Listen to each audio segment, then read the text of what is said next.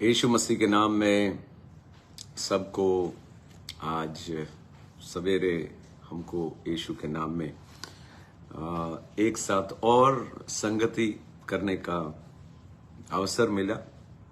जो जो हमको अभी देख रहे हैं और देखने वाले को जय मसीह की। आज का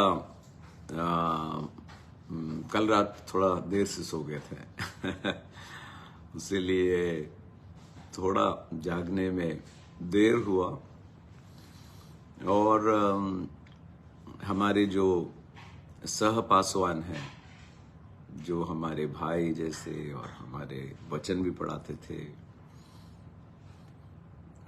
उनका लाइव चलता है सवेरे 11 से 12 बजे तक।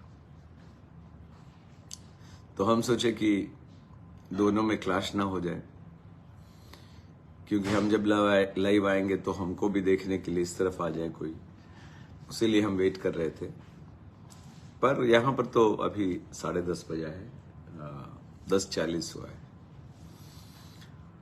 तो आज के दिन हम आज का जो टाइम अलोन विद गॉड, प्रभु के संग अकेला समय जो बिताते हैं, कुछ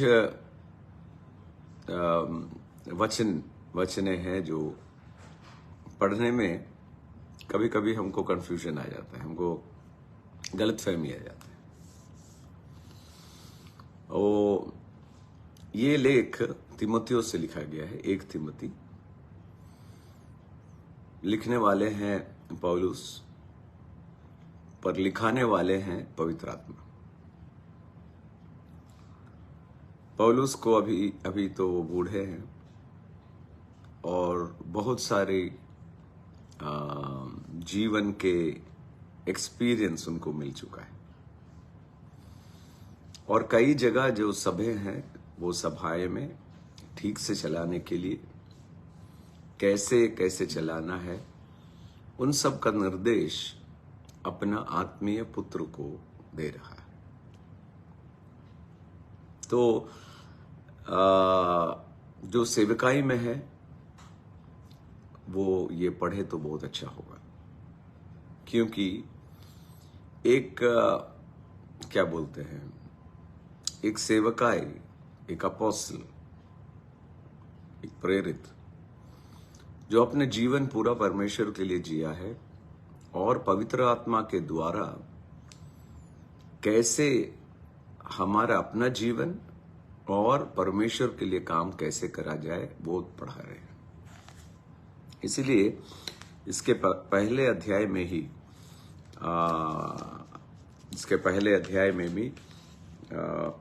लिखा गया है, उसमें सबसे बड़ा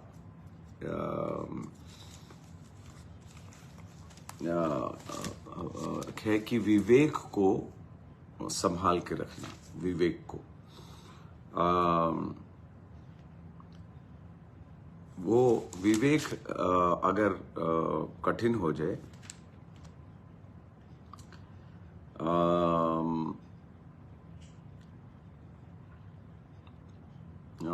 संपत्ति उनके अनुसार अच्छी लड़ाई लड़ना और विश्वास और अच्छा विवेक को थामे रहना।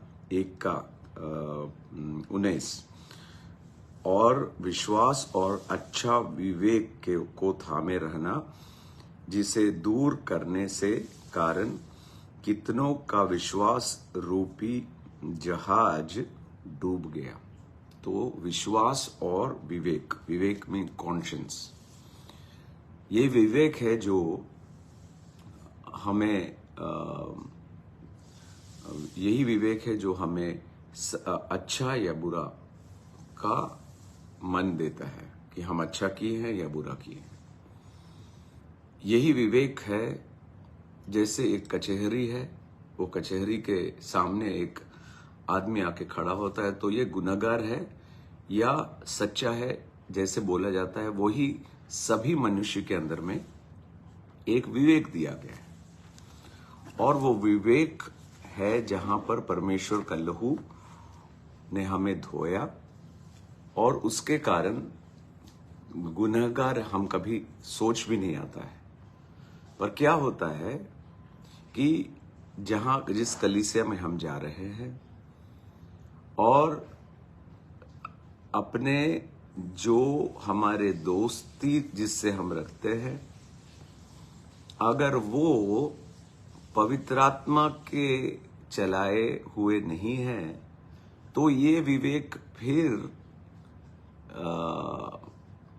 जो विश्वास में जब आए थे तो जो विवेक शुद्ध था वो शुद्धता हट जाता है, और उसके बाद विश्वासियों या अविश्वासियों से भी नीचे हो जाते हैं, और कुछ बोलने के लिए और कुछ करने के लिए जरा भी क्योंकि परमेश्वर का भय उठ जाता है। तिमोथियस की किताब में, तिमोथियस है पौलुस, पहला अध्याय हम पढ़ रहे हैं, आज्ञा मसीह यीशु के प्रति है। तिमोथियस के नाम, जो विश्वास में मेरा सच्चा पुत्र है, विश्वास में मेरा सच्चा पुत्र है। आज के दिन में कई लोग अपने विश्वास के पिता को भूल जाते हैं, बोलते हैं ऐसे वैसे नहीं है। विश्वास के पिता, स्पिरिचुअल फादर। इसीलिए क्या होता है कि जो परमेश्वर का राज्य है, एक बात हमें जानना है कि हम एक जनतंत्र में नहीं आए हैं, डेमोक्रेसी में नहीं आए हैं, हम राजा के नीचे आए हैं। और जब राजा के नीचे में आते हैं तो जो राजा बोले हैं उसका ओबे करने के लिए, उसके आज्ञा मानने के लिए पवित्र आत्मा हमको सहायता करती है। और उसमें जब हम रहते हैं तब जो वारिस के रूप में हमको मिलना चाहिए वो पूरा का पूरा मिल जाता है। परमेश्वर का वचन कभी नहीं हटेगा। तो ये मेरे मन के अंदर से हट जाए कि हम एक धर्म में हैं, हम धर्म में नहीं है, ईसाई धर्म में नहीं है। परमेश्वर यीशु कभी नहीं बोले, और परमेश्वर यीशु मसीह कभी भी किसी और धर्म का निंदा नहीं किए। कोई भी जो यीशु मसीह को मानता है वो सबको एक जैसे देखता है, ना कि विश्वासी अविश्वासी, वो दूसरा ये वाला, कभी नहीं। यीशु किसी का भी निंदा नहीं किए, किसी का भी। प्रेरितों भी किसी का भी निंदा नहीं किए, किसी धर्म का निंदा नहीं किए, क्योंकि ये धर्म नहीं है। जब पिलातुस पिलातुस के पास यीशु खड़े थे तो बार बार पूछ रहे थे, तुम क्यों चुप हो, तुम राजा नहीं हो क्या? यीशु ने जवाब दिया कि हम हैं राजा, पर ये दिखा हुआ संसार में नहीं है, मेरा राज्य दिलों में चलता है। इसलिए हम मसीहा बोलते हैं।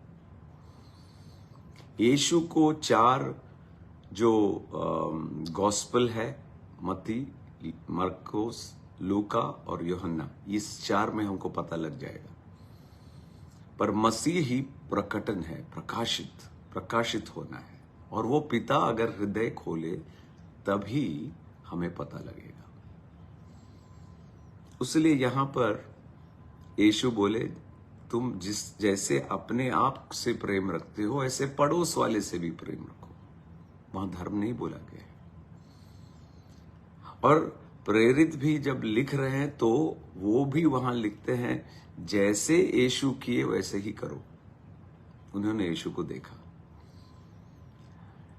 यही फर्क है, जब यीशु हमारे मसीहा बन जाते हैं या हम अंगीकार करते हैं तो हमारा आंख खुल जाता है कि हम एक धर्म के भाग नहीं हैं, पर एक परिवार के भाग हो गए हैं, जिसके पिता यीशु के पिता हैं।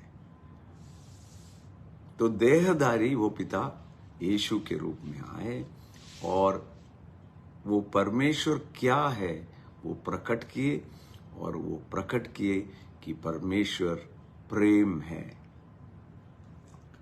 यदि कोई सच्चा धार्मिक है जो धर्म से ऊपर सोचता है, वो उसका सबसे बड़ा मुद्दा प्रेम होगा। कैसे हम दूसरे को सहायता कर सके, कैसे किसी और का चोट उसको चोट लगता है। और वही मसीहा आज हमारे अंदर में है, आपके अंदर में है। ये रविवार में कलीसिया में जाने के बात नहीं बोल रहे हम। उसके बाद 24 घंटे 7 दिन परमेश्वर के उपस्थिति में चलना, बोलना और जीने के बाद बोल रहे हैं। और ये परमेश्वर का राज्य में रहने का ढंग है, लाइफस्टाइल है। तो ये जो सेवकाई कर रहे हैं, 1 तीमुथियुस और 2 तीमुथियुस जरूर पढ़िएगा। 1 तीमुथियुस में अपने विश्वास के पुत्र को लिख रहे हैं। हम बोले, एक और बार बोलते हैं, विश्वास में चलाने वाले पिता भी हैं जो आपको विश्वास में लाए। उनके हृदय को ठोकर कभी मत देना। अधिकारियों का आदर करना, कुछ भी हो जाए तुरंत हम हमारे चलाने वाले अधिकारियों के विरुद्ध बोल देते हैं। अरे परमेश्वर उनको वहां बैठाए हैं जो भारत को आज चला रहे हैं। हमको बहुत सारे मन में अगर दर्द है तो मीडिया में जाके जो बोलना नहीं बोलना है। मसीह है अंदर, परमेश्वर के वक्ता हैं आप और हम, एम्बेसडर हैं, राज्यपाल हैं। राज्यपाल ठीक शब्द है, नहीं तो माफ करिएगा। तो उनका बोलने का, चलने का ढंग दूसरा होता है। आपके माता पिता, आपके जो कॉलेज में, स्कूल में पढ़ाने वाले टीचर्स, गुरु, इन सब का परमेश्वर मसीहा वहां रखे गए हैं हमारे सेवा के लिए, उनको आदर करना। उसी तरह सबसे ज्यादा आदर हमारे आत्मीय विश्वास में चलाने वाले पिता को है। तो यहां लिख रहा है, मेरा सच्चा पुत्र। तो पहला अध्याय, पहला तीमुथियुस में इंस्ट्रक्शंस है क्या क्या करना है। दूसरा तीमुथियुस में, तीमुथियुस जरा घबराया हुआ है क्योंकि पौलुस को मारा जाएगा ऐसा एक माने रूमर चल रहा है। माने कई लोग बोल रहे हैं कि पर अब पौलुस जाएगा। तो ये इसके यूथ, इसके जो जवान है ये लड़का, तो उसके मन में डर और टेंशन आ रहा है, क्या होगा हमको इसके बाद। तो उसके लिए लिखा गया है 2 तीमुथि। तो पहला आज का टाइम अलोन का विद गॉड का जरा पढ़िएगा, पढ़ेंगे हम दोनों मिलके, और वो है 4:8। क्योंकि देह का साधना से कम लाभ होता है, पर भक्ति सब बातों के लिए लाभदायक है, क्योंकि इस समय के ओर और आने वाले जीवन की भी प्रतिज्ञा इसी के लिए है। ये एक बीच का वचन हो गया। वो डायरी में जब लिखा गया था तो ऐसे ही लिख दिए लोग।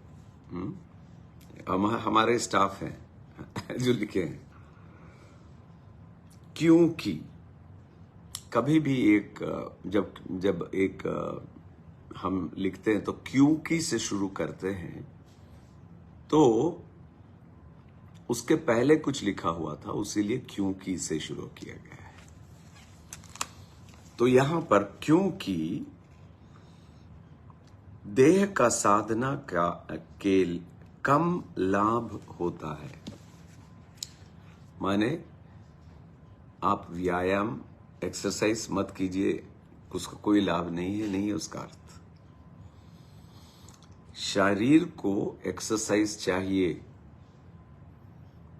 आप विश्वासी होंगे, पर एक एक्सरसाइज चाहिए, शरीर का साधना, ऐसे लिखा हुआ है ना, हाँ, साधना का। क्योंकि देह का साधना से कम लाभ मिलता है, तुरंत उसको छोड़ना नहीं। शरीर के साधना में लाभ नहीं मिलता है ऐसे लिखा नहीं है, कम लाभ मिलता है। माने कि इसके माने शरीर को ना देखे नहीं, कम से कम साल में एक बार डॉक्टर के पास जाइएगा और चेकअप करवाइएगा अपने को। कई विश्वासी विश्वास में इतना अंधा हो जाते हैं, और पढ़ाने वाले भी, कि दवा नहीं चाहिए। अरे आपको उतना विश्वास है, ठीक है, पर चेकअप करने में क्या होता है? देखिए, पवित्र आत्मा के बारे में तीमुथियुस में लिखा है, हम पढ़ेंगे दूसरी तीमुथियुस, जो विश्वास हमें दिया गया है उसमें, और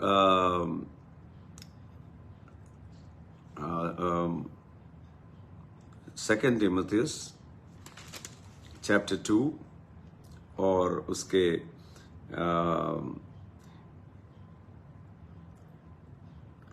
इसमें ऐसे लिखा हुआ है कि हमें शक्ति, प्रेम और साउंड माइंड कहाँ, इट इज वर्स 7, जो हमें कहता है उस पर ध्यान कर और प्रभु तुम्हें सब बातों का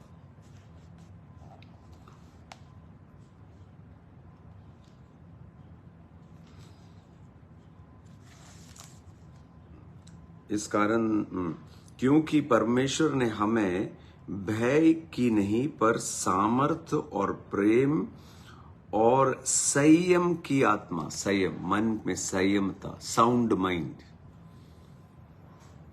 तो कोई क्या होता है कि परमेश्वर के दास प्रार्थना कर लिए, इसलिए हमको चंगाई मिल गई।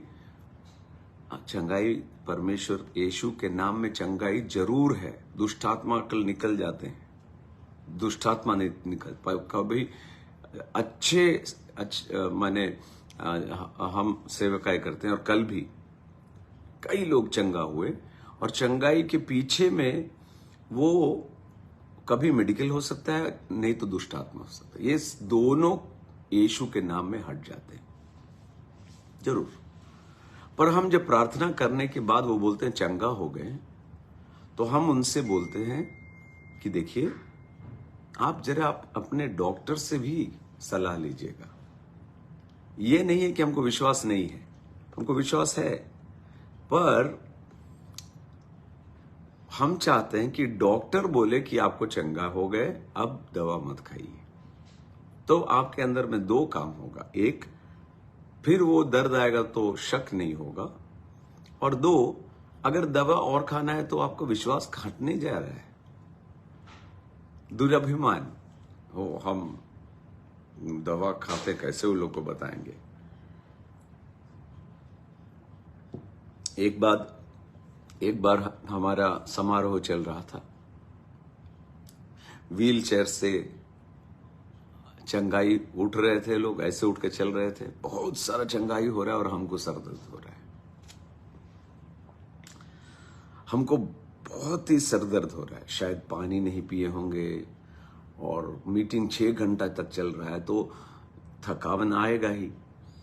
तो वहां चंगाई हो रहा है, ऐसा ऐसा चंगाई, जबरदस्त चंगाई, परमेश्वर का चमत्कार और सामर्थ का क्या बोलते हैं, प्रदर्शन हो रहा है, और यहां मेरा सर दर्द हो रहा है।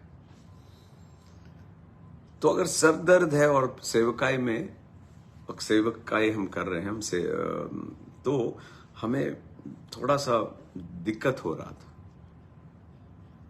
तो वहां जो खड़े थे उनसे हम बोले जरा सर दर्द का गोली जरा खरीद ले। हम प्रार्थना किए तो भी नहीं जा रहे। तो वो गए और सर दर्द का गोली खरीद के लाए और स्टेज के पीछे से हमको बुला रहे। हम बोले क्या हुआ? गोली आ गया। हम बोले यहां लाओ। और हम माइक से बोले 1 मिनट आप लोग रुकिए, 1 मिनट, हमको सर दर्द है इसीलिए हम ये गोली खा के फिर हम चंगाई करेंगे। वो बोले क्या क्या बोल रहे आप? तो हम उनसे बोले, माइक से सुनाई भी दे रहा था, अरे हम ये जो खड़े हैं इन साधारण जो लोग हैं उन्हीं के जैसे हैं।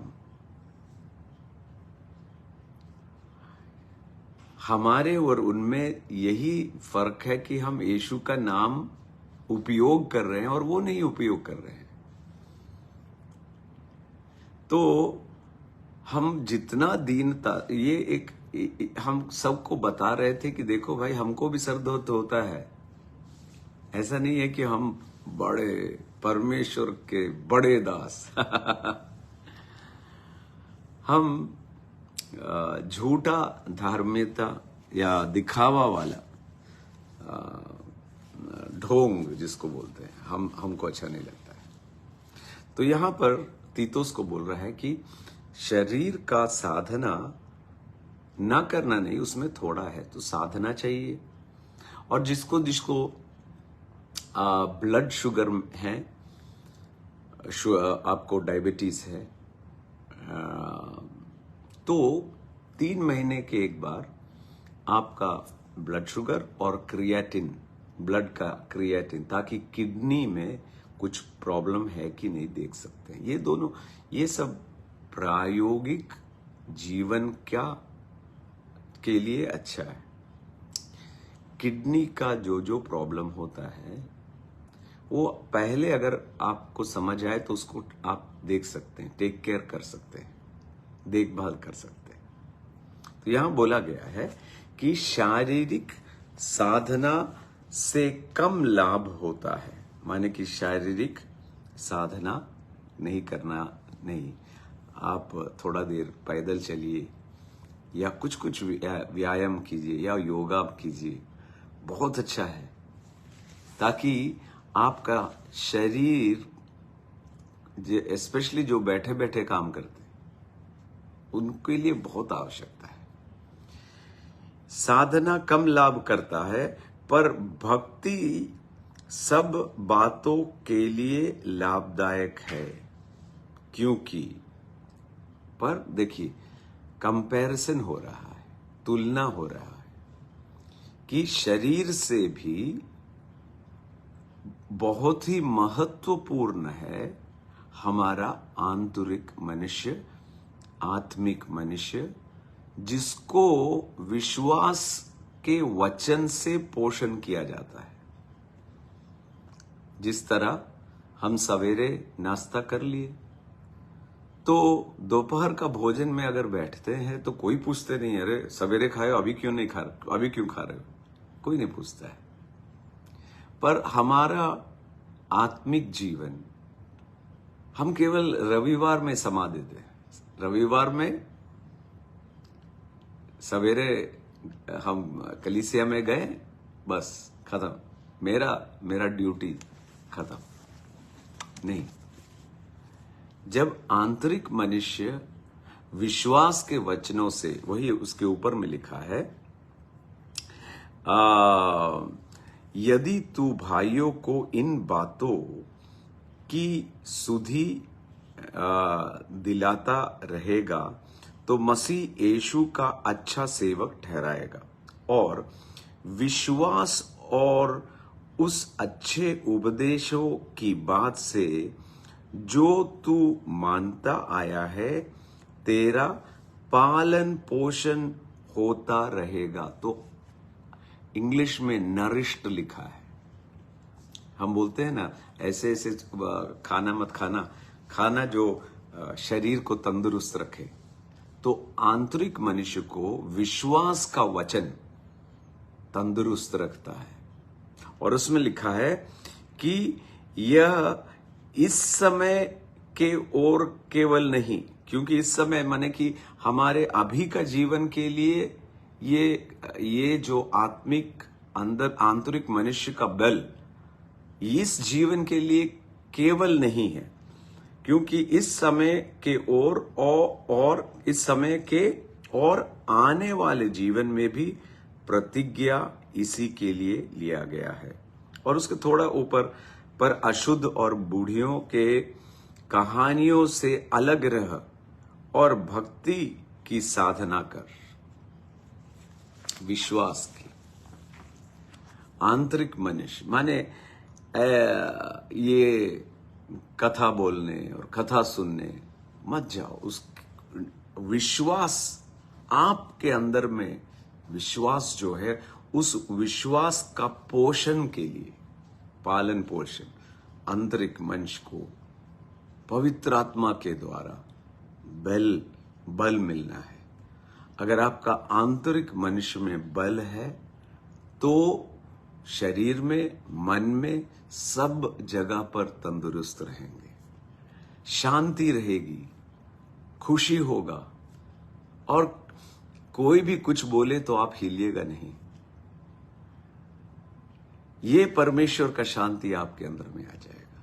और ये किसके लिए है? सबके लिए। तो पौलुस अपने आत्मीय विश्वासदायक पुत्र को लिख रहा है कि देखो शरीर का साधना करना, पर उससे भी ज्यादा मन में विश्वास के वचन बोलना, तब सुनने वाले को भी पालन पोषण मिलेगा। उसका लास्ट वर्स उससे भी वेयर इज इट, एक और वचन पढ़ेंगे। तीमुथियुस 4 के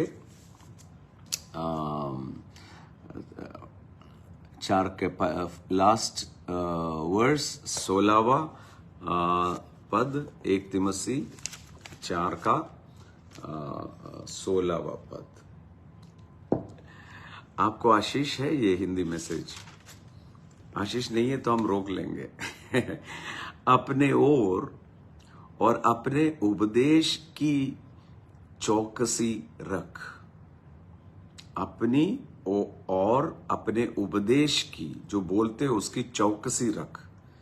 इन बातों पर स्थिर रह, क्योंकि यदि ऐसा करता रहेगा तो तू अपने और अपने सुनने वाले के लिए भी उद्धार का कारण हो जाएगा।